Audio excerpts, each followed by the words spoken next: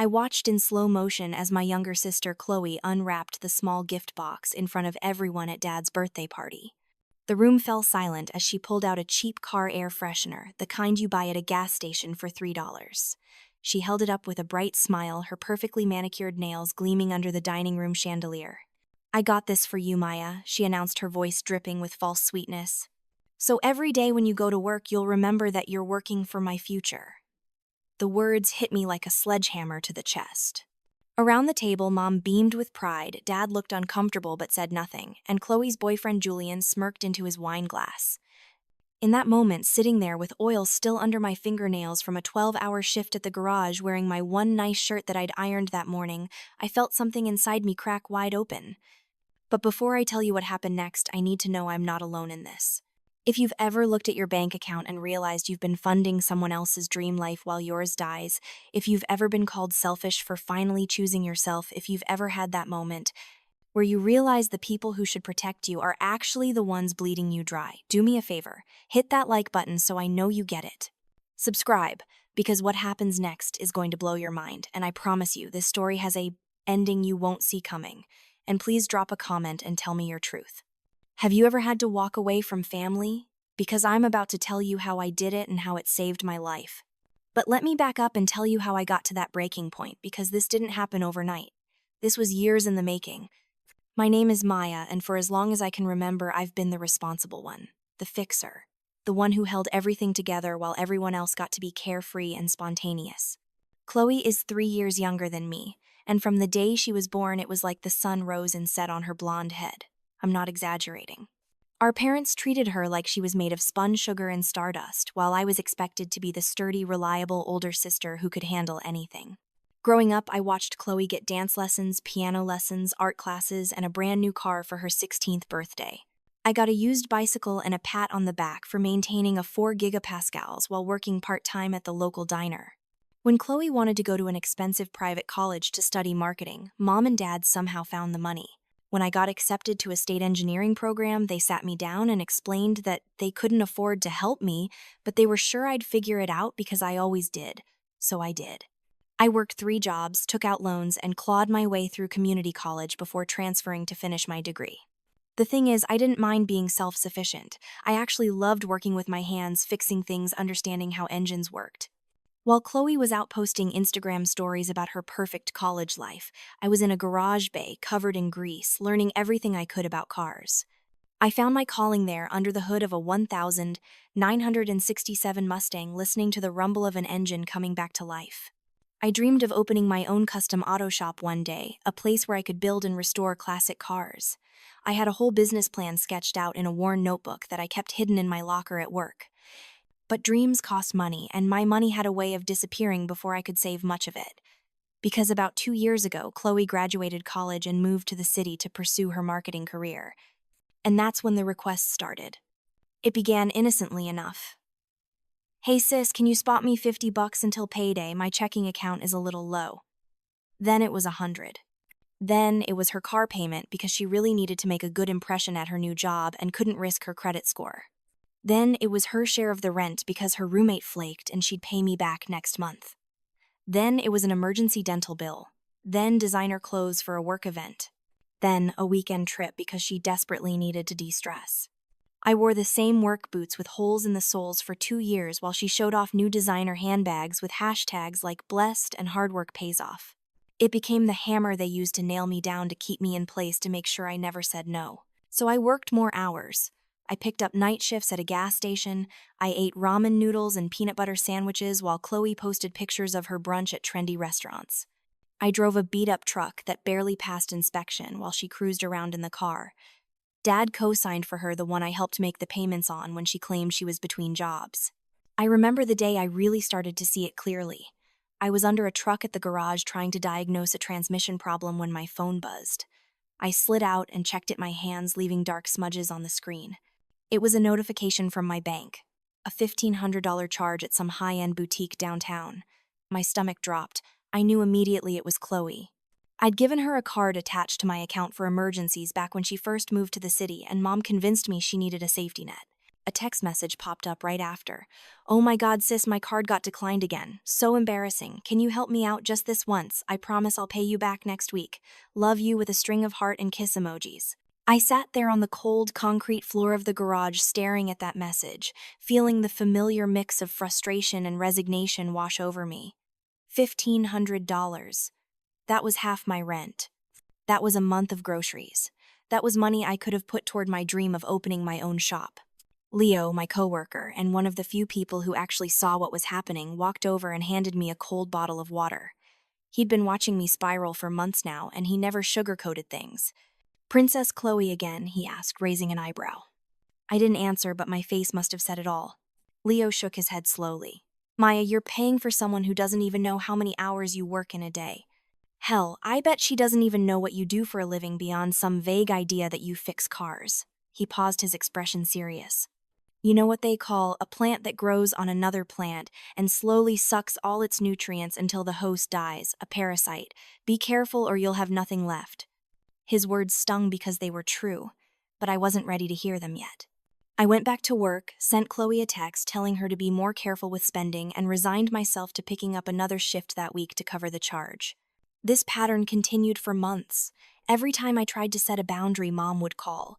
Every time I suggested Chloe budget better, Dad would remind me that family helps family.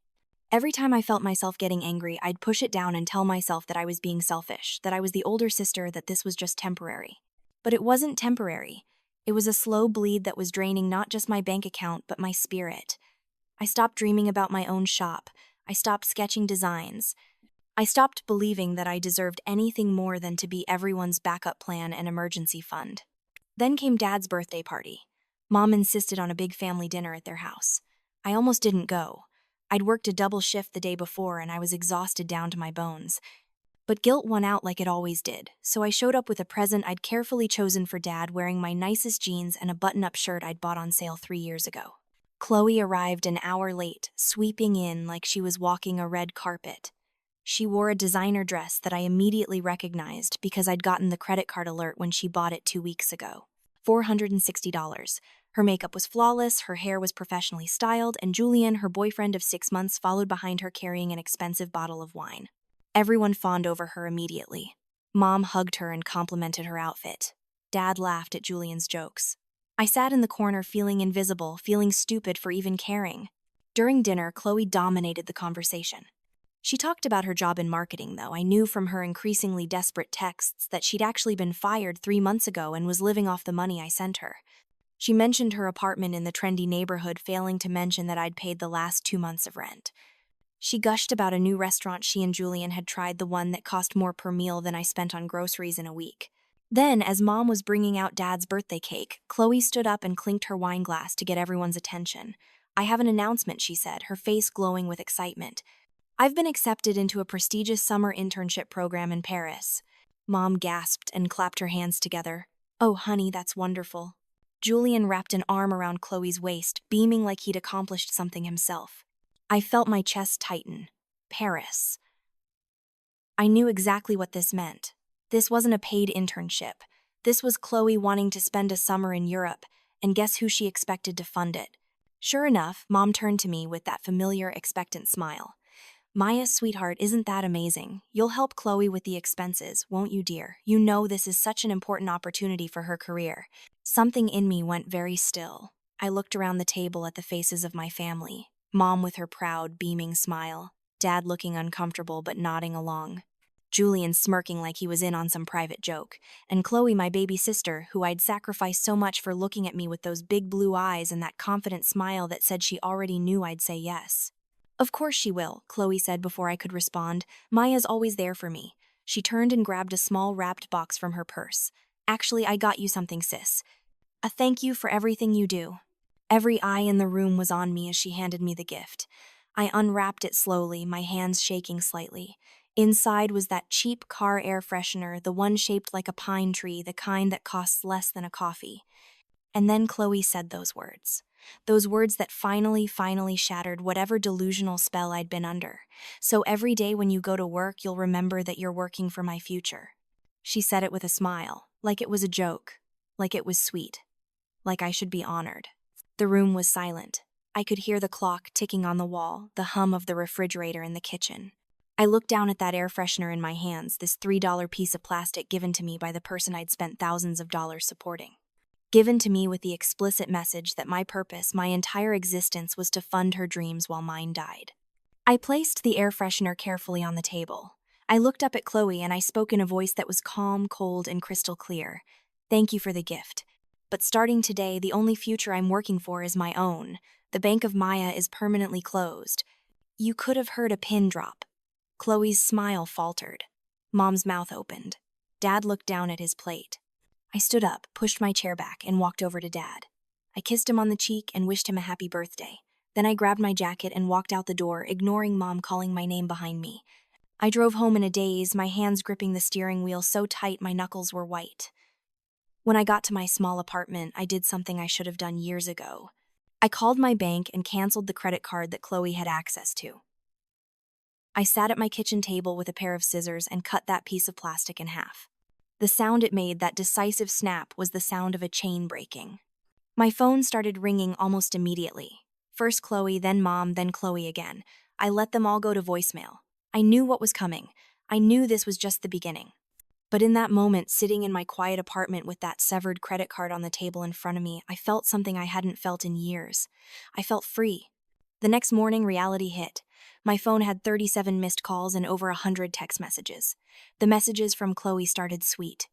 Hey sis, I think there's a problem with the card. It got declined at the grocery store. Can you check on that? Then confused. Maya, seriously, what's going on? Call me back. Then panicked. Maya. My rent is due. I need that card to work. This isn't funny. Then angry. You're being a selfish bitch. After everything I've done for you. After I've been such a good sister. I almost laughed at that last one. Everything she'd done for me. Like what? Let me pay her bills, allow me the privilege of funding her lifestyle. But I didn't respond. I went to work and I focused on the cars in front of me. Leo noticed immediately that something had shifted. You do it, he asked, simply as I checked in. I cut her off, I said, and saying it out loud made it real. He nodded slowly, a small smile on his face. Good. Now brace yourself. People like that don't go down without a fight. He was right. Over the next few days, Chloe's attempts to reach me escalated. She called from different numbers. She sent emails. She messaged me on every social media platform. When I blocked her on one, she'd find another. The tone of her messages swung wildly between desperate pleas and vicious attacks. Then she got creative. She started posting on social media, never naming me directly but making it very clear who she was talking about. It's sad when the people you trust most betray you, one post read, accompanied by a photo of her looking sad and thoughtful. Being financially abused by your own family is a special kind of pain, another one said. The comments below were full of her friends offering sympathy, telling her she deserved better, calling whoever was hurting her toxic and terrible. I watched this unfold with a kind of detached fascination. Was this really happening? Was my sister really trying to paint herself as the victim after years of draining me dry? Then it got worse. She created a GoFundMe page. The story she told was pure fiction. According to her campaign, she was a struggling student who'd been cut off by an abusive family member who controlled her finances. She claimed she was at risk of being evicted, of having to drop out of a prestigious program, of being left homeless and alone. She posted photos of herself crying. She shared heartbreaking updates about how scared she was. And people donated. Strangers sent her money, sent her messages of support, told her how strong and brave she was. I felt sick watching it. Not just because it was a lie, but because she was so good at it. She knew exactly what to say, exactly how to frame herself as the victim. And people believed her because why wouldn't they? She was pretty articulate and convincing. Leo found me sitting in my truck during lunch break, staring at my phone screen in disbelief. She made a GoFundMe, he asked, looking over my shoulder.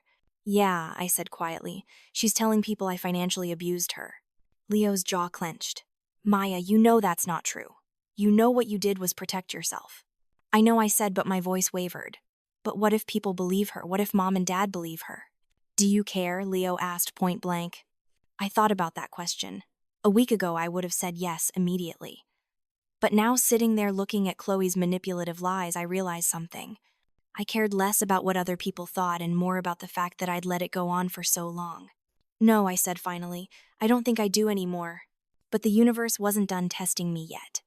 3 days later, Chloe and Julian showed up at the garage.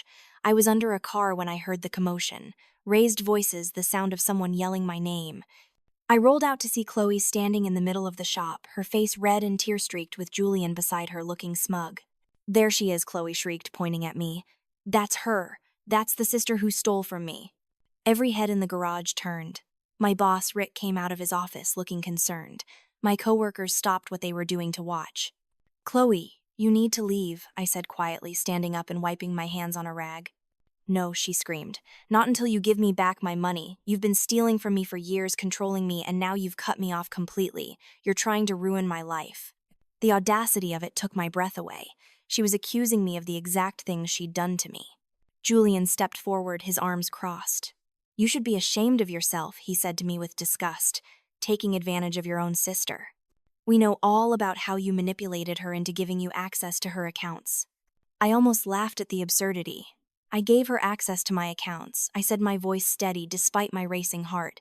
"I've been supporting her for 2 years. Every charge she's made was on my credit card with my money." "Lies," Chloe shrieked. "You're a liar and a thief." Rick stepped between us. "Okay, that's enough. You two need to leave or I'm calling the police." Leo appeared at my side, and I'd never been more grateful for his presence. He was a big guy, and his protective stance made Julian take a step back. Chloe wasn't backing down, though. She was in full performance mode now, sobbing and accusing me of ruining her life, of destroying her chances at success, of being a terrible sister. People were watching from the street. Some were recording on their phones. Finally, Rick had enough. He pulled out his phone and dialed 911. That got through to Julian, who grabbed Chloe's arm and started pulling her toward the door. "Come on, baby. She's not worth it. Let the courts handle her." They left, but the damage was done. I stood there in the middle of the shop, covered in grease, humiliated and shaking with anger and hurt. Rick put a hand on my shoulder. "You okay, kid?" "I don't know," I admitted. Leo walked me to the break room and got me some water. "Maya, you need to document everything he said seriously. Save every text, every email, every bank statement. If she's going to come at you like this, you need to protect yourself." He was right. That night, I went home and started gathering evidence. I printed out 2 years' worth of bank statements highlighting every transaction that was Chloe's. I screenshotted every text message where she'd asked for money, promised to pay me back, thanked me for helping her. I downloaded copies of her social media posts, including the GoFundMe page. I saved the emails from the bank, where they'd called to verify a loan application that my parents had tried to take out in my name, a last-ditch effort to get money for Chloe that I'd only found out about because the bank had flagged it as suspicious. Looking at it all laid out, I felt a strange mix of emotions. Sadness for the years I'd wasted, anger at how I'd been used, but also a growing sense of determination. This wasn't just about family drama anymore. Chloe had committed fraud. She'd lied on a GoFundMe campaign. My parents had attempted identity theft. These were crimes, and I had every right to protect myself. But I wasn't ready to take legal action yet. Some part of me still hoped that maybe somehow this could be resolved without destroying the family completely. That hope died 2 days later when Mom called. I almost didn't answer, but something made me pick up. "Hello, Mom." "Maya." Her voice was cold. "I just want you to know how disappointed I am in you. Your sister is out there begging for money from strangers because of your selfishness. Do you know how humiliating that is for us as a family?" I felt something in my chest go numb. "Mom, do you have any idea how much money I've given Chloe over the past 2 years? That's what family does," she snapped. "We help each other. But apparently you're too selfish to understand that." "Did you and Dad try to take out a loan in my name?" I asked quietly. There was a pause. "We were trying to help Chloe," she said defensively. "We knew you wouldn't do it, so we had to take matters into our own hands. That's what parents do. That's identity theft, Mom." "Don't you dare threaten us," she hissed. "We're your parents. We raised you, fed you, gave you a home. You owe us." And there it was. The truth they'd always believed but never said out loud. I owed them. I was born owing them, and I was supposed to spend my whole life paying that debt. Chloe was the golden child who could do no wrong, and I was the workhorse who was supposed to fund everyone else's dreams while my own withered and died. "I don't owe you anything," I said, and I meant it. "And if Chloe or you or Dad ever try to access my accounts again, use my identity again, or harass me at my workplace again, I will press charges. Stay away from me." I hung up. My hand was shaking so hard I nearly dropped the phone. But I'd done it. I'd finally stood up to them. The next few weeks were a blur of anxiety and rage. Chloe's GoFundMe gained traction. She was getting interviews on local social media pages crying about her abusive family situation. Julian started a YouTube channel where he posted videos with titles like "Standing by My Girlfriend Against Toxic Family and Financial Abuse is Real." The comments were full of people praising Chloe's bravery and condemning her unnamed abusive sister. Meanwhile, I was working 60-hour weeks trying to save money, trying to rebuild the savings account Chloe had decimated. Leo kept telling me I needed to fight back to tell my side, but I didn't know how. How do you fight someone who's willing to lie so convincingly? How do you defend yourself against someone who's turned your whole family against you? Then I got an invitation in the mail, a fancy card with embossed lettering. Chloe and Julian were throwing a celebration party to thank everyone who'd supported them and to announce their new business venture. The party was being held at an upscale event space downtown, the kind of place that cost thousands to rent. I stared at that invitation for a long time. They were throwing a party with money people had donated because they believed Chloe was struggling. They were celebrating their success built on lies and fraud. And something in me snapped. I called Leo. "I need your help," I said. "I'm ready to fight back." He came over that night and we made a plan. We organized all my evidence into a clear chronological presentation. We created a timeline showing every transaction, every text message, every lie. We documented the GoFundMe fraud, the social media manipulation, the attempted identity theft. We made it impossible to deny or explain away. The night of the party, I dressed simply. Jeans, a nice blouse, my work boots polished for the first time in months. I pulled my hair back and looked at myself in the mirror. I looked tired. I looked older than my years. But I also looked determined. Leo drove with me for moral support. "You sure about this?" he asked as we pulled up to the event space. "I've never been more sure of anything in my life," I said. The party was already in full swing when we arrived. The room was packed with Chloe's friends, her social media followers, people who donated to her GoFundMe. There were photographers, there was a catered bar, there were decorations everywhere. Chloe stood on a small stage at the front of the room wearing a designer dress and holding a microphone. Julian stood beside her beaming. "I just want to thank everyone who's here tonight," Chloe was saying, her voice amplified through the sound system. "Your support over these past few difficult weeks has meant everything to me. You've helped me escape from a toxic situation and given me the freedom to pursue my dreams. Tonight, Julian and I are excited to announce the launch of our new business." I walked through the crowd toward the stage. People glanced at me, then did double takes. Some of them recognized me from the social media posts, from the descriptions Chloe had given of her abusive sister. I could see them whispering, pointing. Chloe saw me approaching and her face went pale. She faltered mid-sentence. Julian followed her gaze and his expression darkened. I climbed the steps to the stage. Chloe backed up, almost dropping the microphone. "What are you doing here?" she hissed, trying to keep her voice low. I didn't answer her. Instead, I walked to the AV table where the technician was controlling the sound and visuals. I'd learned earlier that day that the company running the tech was the same one I'd helped fix their van last month. The tech guy, Marcus, recognized me immediately and gave me a slight nod. We'd already talked. He knew what I was planning. "Can I borrow your system for a few minutes?" I asked him quietly. He handed me a cable. "It's all yours." I connected my phone to the projector. The screen behind the stage, the one that had been showing photos of Chloe and Julian looking happy and successful, went dark. Then my presentation began. The room fell silent. On the screen, in clear, undeniable detail, was the truth. First, the bank statements. 2 years of transactions highlighted in yellow, every charge Chloe had made on my credit card.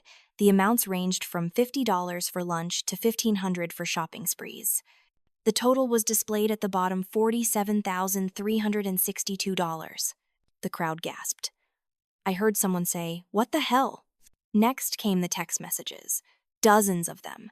Chloe asking for money, promising to pay me back, thanking me for being such an amazing sister. Chloe asking for more money when she just posted Instagram photos at expensive restaurants. Chloe begging for rent money while checking in at luxury hotels with Julian. Then came the screenshots of her social media posts, the ones where she'd claimed to be financially abused. Right next to those, I showed her public Instagram posts from the same time periods, showing her at parties, on vacation, shopping at designer stores. All time-stamped, all undeniable. The GoFundMe page came up next with its heartbreaking story of a struggling student at risk of homelessness. Next to it, I showed the receipts for the designer clothes she'd bought that week, the expensive party venue we were standing in, the new business she was launching. Finally, I played the recorded call from the bank, the one where they'd contacted me to verify the loan application submitted in my name by my parents. The one where the bank representative clearly stated that the application was fraudulent and that identity theft charges could be filed. Throughout all of this, I didn't say a word. I didn't need to. The evidence spoke for itself. When the presentation ended and the screen went dark, the room was dead silent. You could have heard a pin drop. I turned to face the crowd, then looked at Chloe. Her face was white as a sheet. Her mouth was opening and closing, but no words were coming out. Julian was the first to move. He pulled away from Chloe like she'd burned him. "You lied to me," he said, his voice loud in the quiet room. "You told me she was the one stealing from you. You told me you were the victim." "Julian, baby, I can explain." Chloe started reaching for him. He jerked away. "Don't touch me. Jesus Christ, Chloe. You defrauded people. You committed fraud. I could be liable for this. We used that money for the business." He looked around at the crowd, then back at her. "We're done. Don't call me, don't text me, don't even look at me. I want nothing to do with this." He pushed through the crowd and left. The silence broke. People started talking, pulling out their phones. Someone shouted, "You scammed us." Others were taking photos, recording videos. The photographers who'd been hired for the event were capturing everything. Chloe finally found her voice. "It's not what it looks like," she said desperately into the microphone. "Maya, she's manipulated everything. She's lying." I took the microphone from her hand. She didn't resist. "I have every single receipt, every bank statement, every text message backed up in 3 different locations," I said calmly. "I've also already filed a police report for the fraud and attempted identity theft. Anyone who donated to the GoFundMe campaign and wants to file a complaint can contact the police department directly. The case number is available on my social media, which I'll be posting everything to tonight." Chloe started crying, but these weren't her practiced performance tears. These were real. The tears of someone who'd finally been caught and was watching their carefully constructed lies crumble around them. I walked off the stage through the crowd that parted for me like the Red Sea and out the door. Leo was waiting by the car grinning. "Holy shit," he said. "That was amazing." I felt lighter than I had in years. "Let's go home," I said. The fallout was immediate and devastating for Chloe. The GoFundMe platform shut down her campaign and refunded the donors. Her social media accounts were flooded with angry comments from people who'd been deceived. The story went viral, not as a tale of an abused sister escaping toxicity, but as a cautionary tale about social media fraud and family manipulation. News outlets picked it up. Think pieces were written about GoFundMe scams and performative victimhood. Julian made a public statement distancing himself from her and apologizing for his role in promoting her lies. Several of her friends posted their own stories of being manipulated or lied to by Chloe. The business they were supposed to launch never happened. My parents tried to contact me, but I didn't respond. They left voicemails alternating between angry and apologetic, but I was done. I'd said everything I needed to say. I did press charges, not because I wanted revenge, but because I wanted protection. I wanted a legal record of what had happened so they could never try it again. The case against Chloe for the GoFundMe fraud was solid, and she ended up pleading guilty to avoid jail time. She was sentenced to probation, community service, and ordered to pay restitution to the donors. My parents avoided criminal charges, but only because I ultimately decided not to pursue the identity theft case, after they signed legal documents agreeing to never contact me again. 6 months later, my life looked completely different. I'd found a small commercial property for rent just big enough for 3 or 4 car bays. Leo agreed to be my business partner. We pooled our savings and opened Maya's Custom Auto. The first few months were terrifying and exhilarating. We worked 16-hour days, we scraped by on minimal profit, we made mistakes and learned from them. But slowly, steadily, we built something real. Word spread about the quality of our work, about our fair prices, about the woman who'd left a toxic family behind to build her own dream. One morning, I arrived at the shop to find an envelope that had been slipped under the door. It was a letter from Chloe postmarked from a rehabilitation facility where she was completing her court-ordered community service. The letter was 3 pages of self-pity and weak apologies. She talked about how hard things were for her, how she never meant to hurt me, how she hoped I could forgive her someday. There was barely any acknowledgement of what she'd actually done. It was all about her pain, her struggles, her journey. I read it once standing in the quiet shop with early morning light streaming through the windows. I felt nothing. No anger, no sadness, no desire to respond. I walked over to the trash can, crumpled the letter up, and tossed it in with yesterday's greasy shop rags and empty coffee cups. Then I went back to what I'd been doing before the letter arrived. I was rebuilding a carburetor on a 1969 Camaro, and I'd just figured out what was causing the rough idle. I picked up my tools, slid under the hood, and got back to work. Later that day, a young woman brought in her first car, a beat-up Honda that kept stalling. She was maybe 19, working 2 jobs to pay for college, and she was terrified about the repair cost. I gave her a fair estimate and knocked off $50 because I remembered what it was like to be that scared and alone. When she came to pick up her car and it started smoothly, the relief and joy on her face made everything worth it. This is my life now. I wake up excited to go to work. I'm covered in grease and oil every day, and I've never been happier. My hands are calloused, my nails are permanently stained, and I wouldn't change a thing. I'm building something that's mine. I'm helping people who need it, people who appreciate it. And I'm doing it on my own terms. Sometimes I think about the Maya I used to be. The one who worked herself to exhaustion for people who never appreciated her. The one who believed her value was measured by how much she could sacrifice. The one who thought being strong meant never asking for help or standing up for herself. That Maya is gone. And good riddance. The woman I am now knows that real strength isn't about endurance. It's about knowing when to say no. It's about protecting your own dreams as fiercely as you'd protect anyone else's. It's about understanding that love shouldn't cost you everything you are. I still have hard days.